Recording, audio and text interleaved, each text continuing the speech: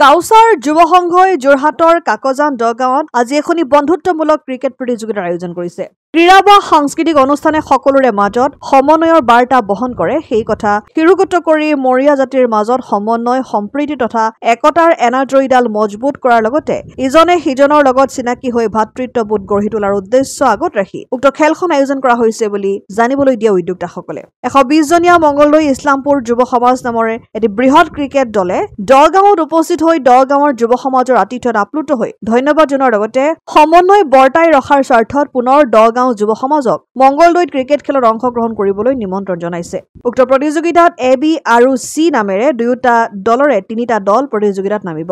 60 বছৰ ঊৰ্ধ্বৰ খেলুৱৈসকলৰ মাজত খেলখন অনুষ্ঠিত হৈছে আৰু খেলখন চাবলৈ বহু সংখ্যক দৰ্শকৰ সমাৱেশ হোৱা পৰিলক্ষিত হৈছে। লাগিল আমাৰো তাৰ পৰা মোটামুটি আপোনাৰ 60 বছৰ 60-70 বছৰ ঊৰ্ধ্বৰ বয়সৰ আহিছে, হজ কৰি অহা ব্যক্তিও আহিছে আৰু আপোনাৰ 18 বছৰ ল'ৰালৈ আহিছে। এতিয়া আমি ইয়াতে তেওঁলোকক উৎসাহ দেখি আমি 3খন খেল খেলিবলৈ বিচাৰিছোঁ, মানে এ বি আৰু চি টিম।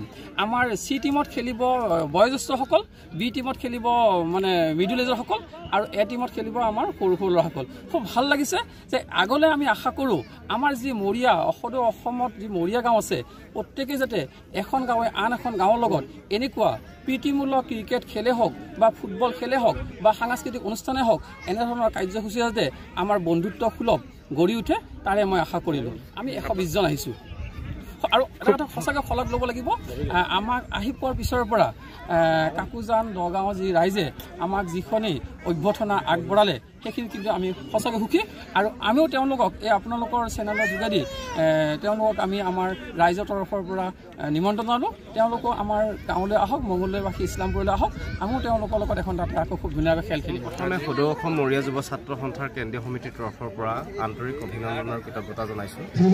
তেওঁলোকে যি শান্তি আৰু সম্প্ৰীতিৰ একতাৰ এনাজৰীডাল মজবুত কৰাৰ যি প্ৰয়াস কৰিছে তাৰ কাৰণে আমি আপ্লুত হৈছোঁ।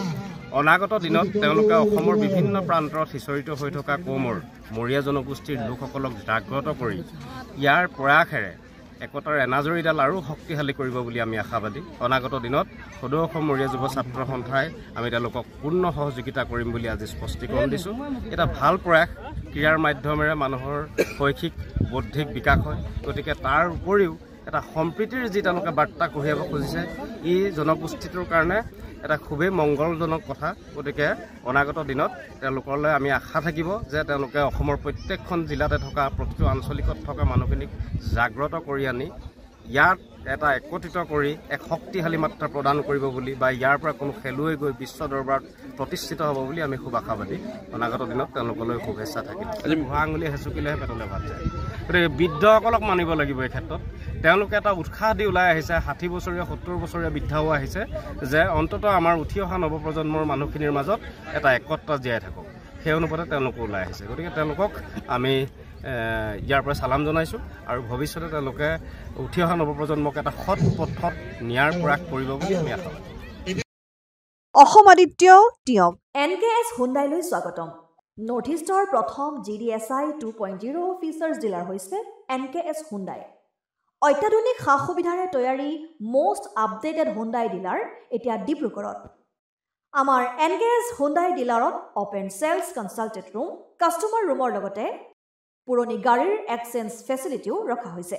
ইয়াত চেলছৰ লগতে ছাৰ্ভিচ ছেক্টৰৰ সুন্দৰ সুবিধা আছে। প্ৰয়োজনীয় সকলো এডভান্স টুলছ, হুইল বেলেন্সিং, এলাইনমেণ্টৰ অত্যাধুনিক machine, post hydraulic lift, fully train মেন পাৱাৰৰ লগতে nitrogen gas filling facility, fully automatic car ৱাছৰ ফেচিলিটিও আছে।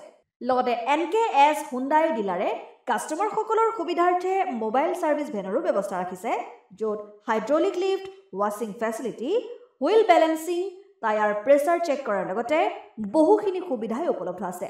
NKS হুণ্ডাইলৈ আহক আৰু সুবিধাসমূহ গ্ৰহণ কৰক।